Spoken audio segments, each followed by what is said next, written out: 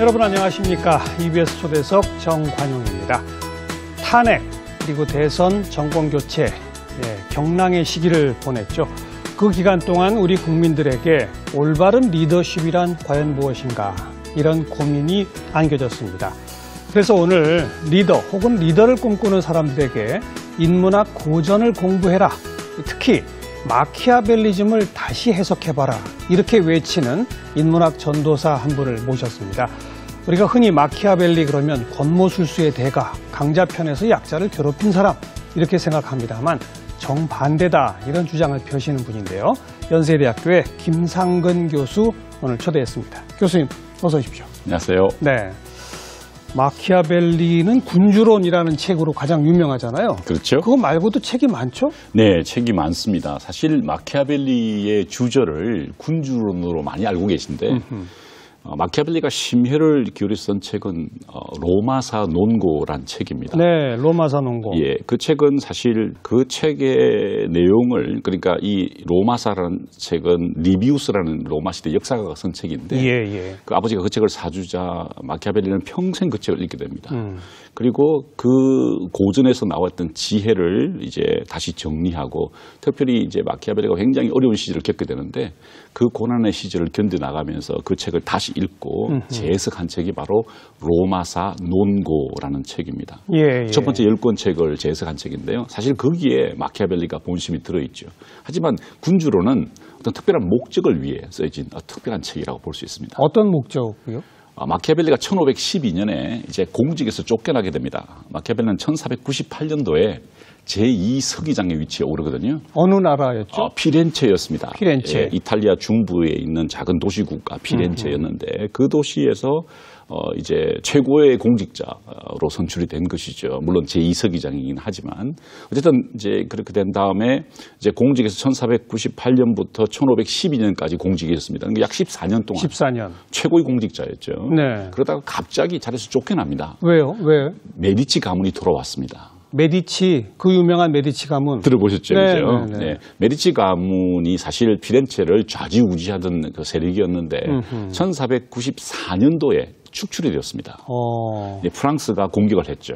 그러자 이제 그 메디치 가문 사람들이 놀라서 도망을 가게 됩니다.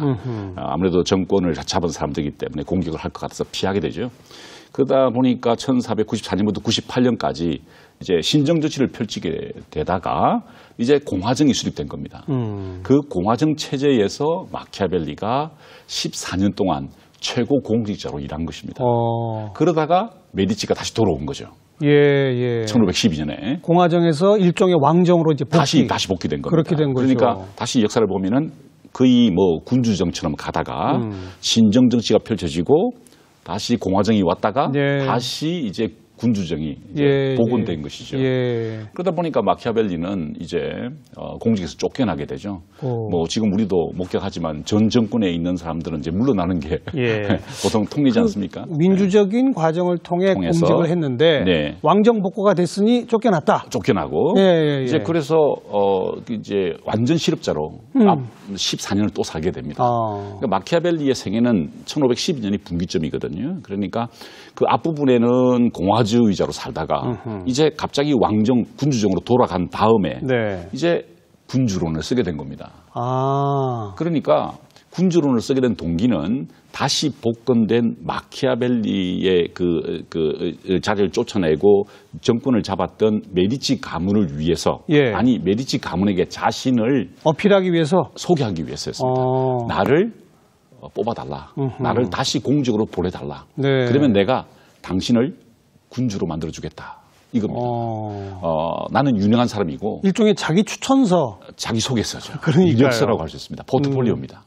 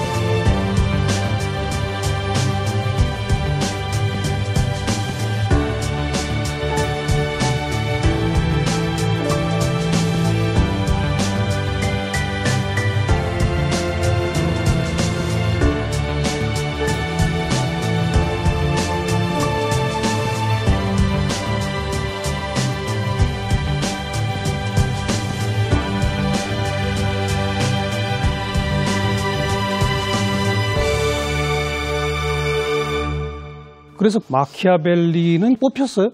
안 뽑혔습니다. 왜요? 1517년까지 책을 헌정하지 못했어요. 왜냐하면은 이 메디치 가문 사람들의 특징 중에 하나는 한 번 신뢰를 잃으면 절대로 다시 뽑지 않는다는 그런 철칙을 가지고 있었습니다.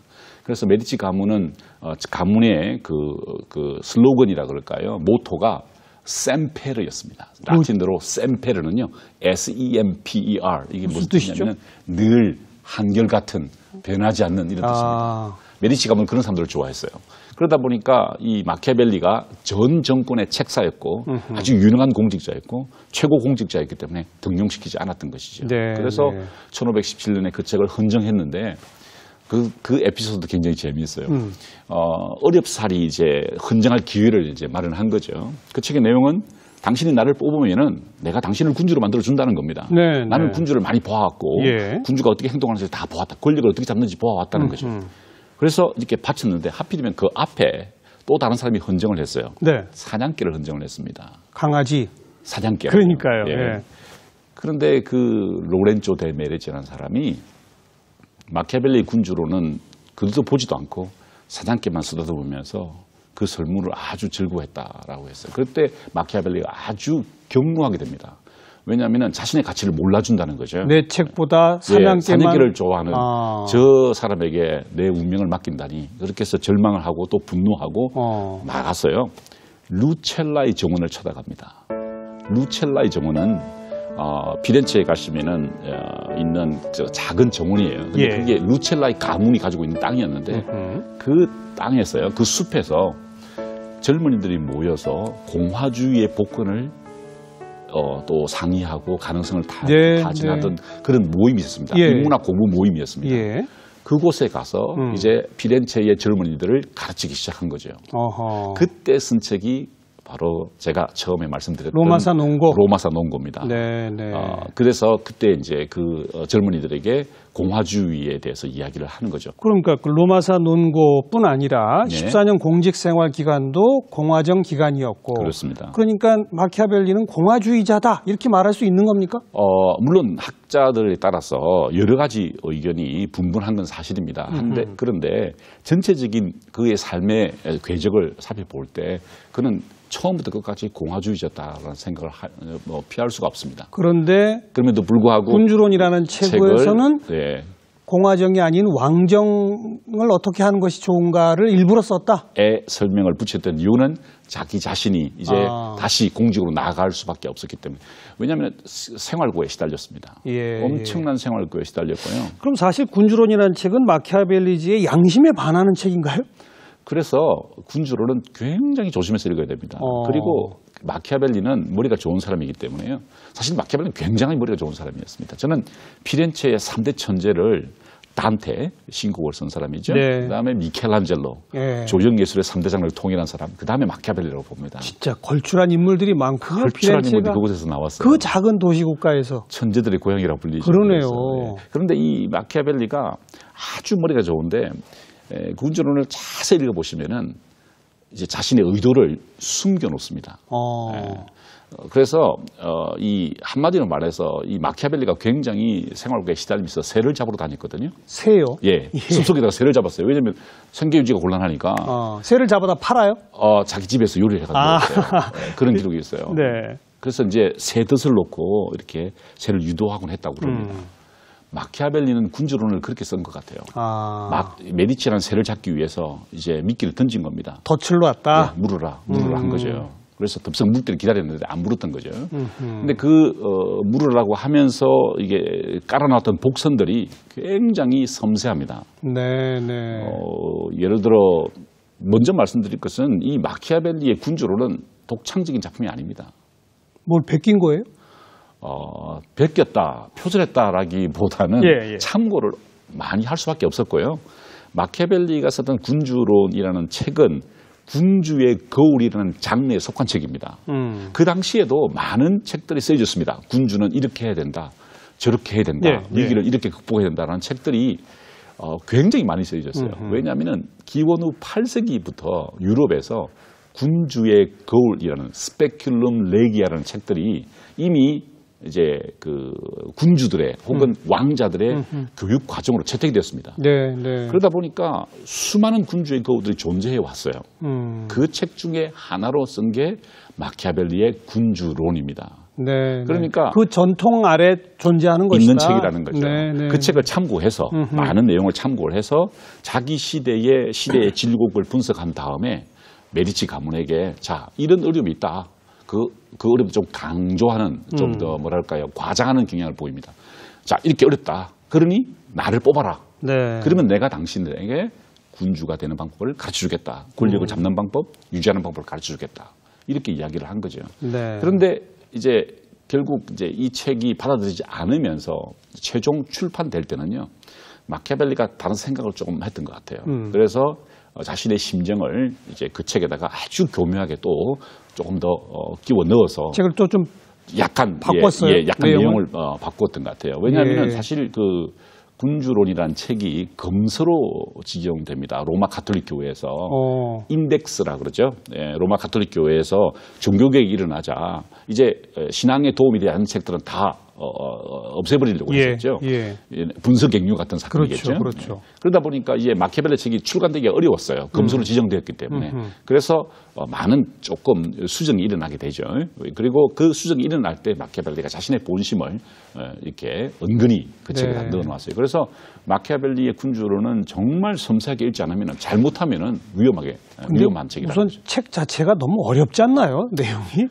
예, 어렵습니다. 왜냐하면은 그냥 쭉 자기 주장을 쓴 것뿐만 아니라 고전도 굉장히 많이 인용하고 막 그렇잖아요, 구조가. 그렇습니다. 뭐 시칠리아의 군주들, 로마의 군주들, 그리스의 군주들, 페르시아의 군주들 이야기들, 뭐 기루스의 교육 같은 내용들이 그냥 다 들어가 있어요. 그 이름도조차 잘 모르는 생소한 그런 상황에서는 읽어도 무슨 말인지 잘 모르잖아요. 하지만 그 당시 사람들은 이해했다는 거죠. 그 사람들은 이제 알겠죠. 참 정말 놀라운 일이죠. 그 어려운 이야기들을 그 시대 사람들, 특별히 피렌체에 있는 사람들, 메디치 가문을 포함한 피렌체 사람들 알고 있었다는 게 굉장히 저는 중요하다고 생각합니다. 왜냐하면은 15세기부터 이 피렌체에서 인문운동이 일어나게 됩니다. 인문학 부흥이 일어나게 됩니다.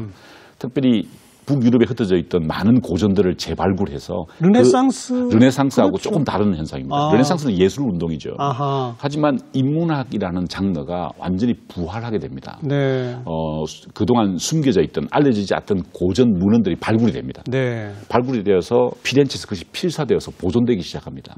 그래서 그 당시에 사람들이 새로운 개념을 만들어내는 거죠. 우리가 로마의 전통을 계승한다. 뿐만 아니라 우리가 고전의 지혜를 되살린다.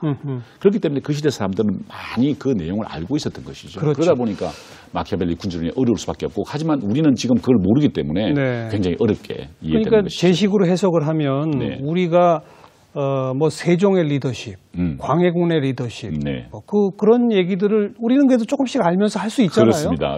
피렌체 사람들은 그 비슷한 이야기를 그렇습니다. 이제 로마의 어떤 군주 뭐 이렇게 하면서 했다 이런 거 그렇습니다. 그런 것들을 모아서 쓰여진 책이 군주론이다. 그렇습니다. 그런데 그 중에 그 표현들을 보면요, 정말 좀 제가 몇 군데 좀 이렇게 인용을 해왔는데. 대중에게 잔혹한 행위를 한 다음에 은혜를 베풀어 민심을 잡아야 한다. 그 완전 독재자가 하는 일이거든요. 그러면서 은혜는 대중이 오랫동안 음미하도록 조금씩 베풀어줘야 한다. 이런 문장이 있거든요. 그 부분은요. 마키아벨리가 이제 신흥 국가에서 어떻게 초기에 권력을 잡느냐에 대한 문제입니다. 그러니까 이제 군주론도 여러 가지 이 챕터가 있어요. 그러니까 분리되어 있습니다. 예를 들어 정치 제도를 먼저 분석한 다음에 예를 들어 신정이 있고 왕정이 있고 뭐 민주정이 있고 공화정이 있다 이렇게 분석한 다음에 이제 그 다음에 나오는 이야기가 뭐냐면은 신흥 국가에서 어떻게 권력을 잡느냐에 대한 문제입니다. 메디치 가문이 이제 복권이 됐지 않습니까? 이제 그동안 1494년에 축출되었다가 1512년에 돌아왔으니 이제 그동안 이제 군주가 아니었다는 거죠. 그래서 이제 군주가 되었을 때 그 단기간에 어떻게 권력을 잡느냐에 대한 부분이 바로 그 부분입니다. 그런데 뒷부분을 보면 이렇게 되어 있어요. 그런데 그 방식을 계속 쓰면은 너는 망하게 될 것이다. 그런 말도 나옵니다. 있죠. 그러니까 이 말이 무슨 말이냐면은 마키아벨리를 읽는 우리들의 독법이 나오는 거죠. 우리가 필요한 대로 마키아벨리를 읽는다는 겁니다. 마키아벨리가 여러 가지 이야기를 했어요. 네. 워낙 면민한 사람이다 보니까 그리고 정치적으로 복잡하고 자신의 심경이 복잡할 거 아닙니까? 공화주의자가 군주한테 자기를 아부해야 해요. 그러면은 굉장히 심정이 복잡하기 때문에 여러 가지 이야기를 깔았을 겁니다. 그렇죠. 그런데 우리는 어떻게 읽냐면은 우리가 읽고 싶은 대로 읽는다는 거죠. 알겠습니다. 예, 뽑아서 읽어서 우리 주장을 정동하는 방식으로 사용되는 것이 이 마키아벨리의 군주론을 오독하는 방식이다. 저는 그렇게 생각을 합니다. 그러니까 독재자 내지는 권력을 막 갖고 싶어 하는 사람은 지금 제가 읽은 그 대목을 읽을 것이고. 그렇습니다. 그죠? 예. 근데 그 뒤에 가면 너 그대로 하면 망한다라는 건 일부러 안 읽는다? 심지어 이렇게 해석하는 사람도 있습니다. 그런 식으로 해보아라. 그런 식으로 하라. 왜? 메디치가 망하기를 원했기 때문에 그렇다는 수도 있습니다. 네. 그런 식으로 유도하는 거죠. 그렇게 일부러 썼다? 예, 유도해서 메디치 가문이 그 방식을 따라가면은 망하게 될 것이고, 그럼 결국 공화정이 복귀될 것이 아니냐라고 극단적으로 해석하는 사람도 있습니다. 그래요. 예. 한 대목 더 인용해 볼까요? 예. 비천하게 태어난 자가 정정당당하게 실력으로 출세한 예를 지금까지 한 번도 들어보지 못했다. 그 부분은요. 모략만이 성공의 비결이라는 것을 나는 확고하게 믿는다. 예, 또 이제 모략을 좋아하는 사람이 그 구조를 가지고 네. 마키아벨리도 이렇게 얘기했다라고 할 수 있는데요. 그 부분은 로마서 논고 2권에 나오는 내용입니다. 그리고 피렌체나 혹은 메디치나 혹은 마키아벨리 자신을 이야기한 게 아니고요. 비스콘티라는 밀라노의 정치가들 했던 방식을 묘사하는 부분입니다. 과거에 이런 일이 있었다? 아니, 그 정도가 아니고요. 비스콘티라는 밀라노 세력은, 그러니까 롬바르디아 공국의 이제 맹주인데요. 이 비스콘티가 1400년 어간의 초기에 15세기 초반이죠. 세력을 키워나갑니다. 키워나가면서 그 롬바르디아, 지금 밀라노죠. 밀라노가 어디까지 내려오냐면은 피렌체를 공격하게 됩니다. 그래서 피렌체가 굴복을 당합니다. 굴복을 했어요? 예. 사실 그 사건이 굉장히 중요합니다. 그래서 피렌체 사람들은 밀라노를, 그러니까 영어로는 arch enemy라고 그러죠. 철천지 원수가 됩니다. 그렇겠죠. 네, 그러니까 그 밀라노의 케이스는 모든 것이 부정적입니다. 그러니까 왜냐면은 자기들을 공격했던, 우리는 제2의 로마인데 여기서 르네상스가 일어나고 단테의 고향인데 무력을 가진 밀라노 사람 비스콘티가 우리를 공격해? 그런데 이것들은 어떻게 권력을 잡았지? 권모수술을 썼다는 거죠. 그 부분에서 나오는 내용입니다. 예. 그래서 전부 나쁜 케이스로 이야기를 한 거예요. 그런데 사실은 제가 조금 더 부연을 설명을 드리면은 그 비스콘티 사건이 사실은 인문주의 운동, 르네상스가 일어나는 계기가 됩니다.